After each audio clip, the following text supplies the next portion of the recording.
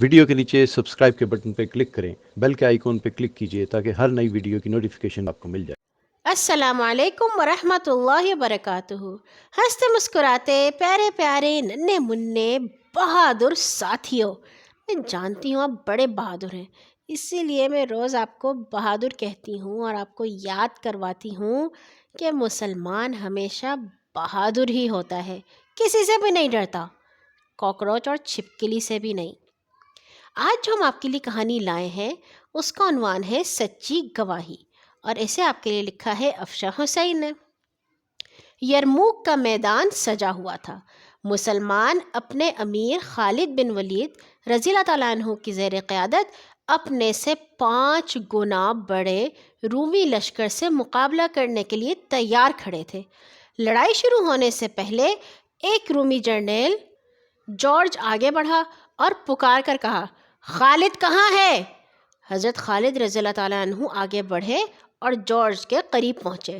George کہنے لگا، کیا خدا نے تمہارے نبی پر کوئی تلوار آسمان سے نازل کی جو تمہارے نبی نے تمہیں دے دی ہے، جس کی وجہ سے تم ہر میدان میں فتح پاتے ہو؟ حضرت خالد رضی اللہ تعالیٰ عنہ نے کہا، اللہ تعالیٰ نے کوئی تلوار نازل نہیں فرمائی۔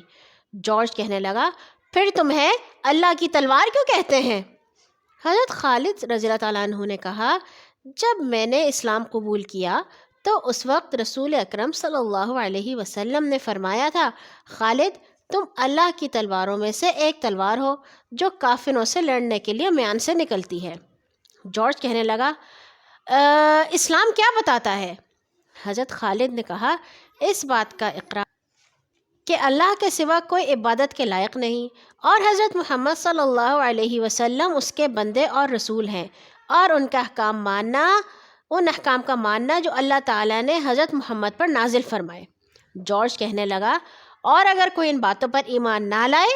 حضرت خالد رضی اللہ تعالیٰ عنہ نے کہا، وہ مسلمانوں کی اطاعت قبول کر کے جزیہ ادا کرے، اور اگر جزیہ ادا کرنے کو بھی نہ تیار ہو تو جنگ کرنے کو تیار ہو جائے۔ جارج نے پوچھا، جو شخص اسلام قبول کر لے اس کا مسلمانوں میں کیا درجہ ہے؟ حضرت خالد نے کہا، سب مسلمان درجہ اور مرتبے میں برابر ہیں، خواہ وہ امیر ہو یا غریب۔ جارج کہنے لگا، اچھا، اور جو شخص آج اسلام قبول کرے؟ حضرت خالد نے کہا، اس کا اتنا ہی مرتبہ ہے جتنا ان لوگوں کا جنہوں نے پہلے اسلام قبول کیا، بلکہ ان سے بھی بڑھتر۔ حضرت خالد کی یہ بات سن کر جارج بڑا حیران ہوا اور کہنے لگا، یہ کیسے ہو سکتا ہے؟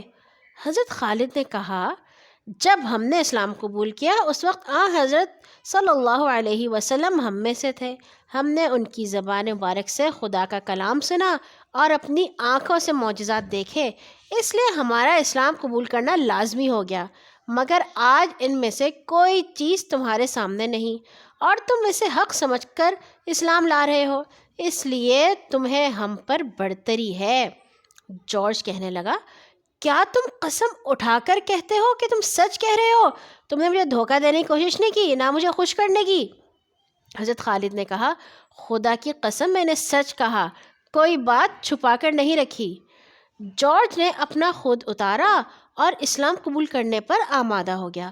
جب رومیوں نے دیکھا کہ ان کا جرنیل مسلمانوں کے ساتھ مل گیا ہے تو انہوں نے اکٹھے ہو کر زوردار حملہ کیا۔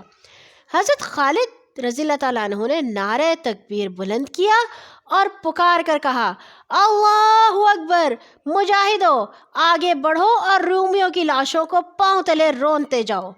حضرت خالد سب سے اگلی صف میں پہنچے تو آپ کے بائیں پہلو میں جارج بھی تھا۔ وہ ایک تیز رفتار گھوڑے پر سوار تھا، اس کے ہاتھ میں تلوار چمک رہی تھی جو اسلام کے غلبے کے لیے بلند ہوئی تھی۔ اسی لڑائی میں اسے جام شہادت نوش کیا اور اپنے اسلام لانے کی سچی گواہی پیش کر دی۔ ننھے ساتھیوں، جس شخص کا دل سچا ہوتا ہے نا، اللہ تعالیٰ ہمیشہ اس کو حق اور سچ کا راستہ دکھا دیتے ہیں۔ اللہ تعالیٰ ہمیں بھی حق کو سمجھنے والا دل عطا فرمائے۔ اللہ حافظ۔ إلى جنات في أعالي سماء جمال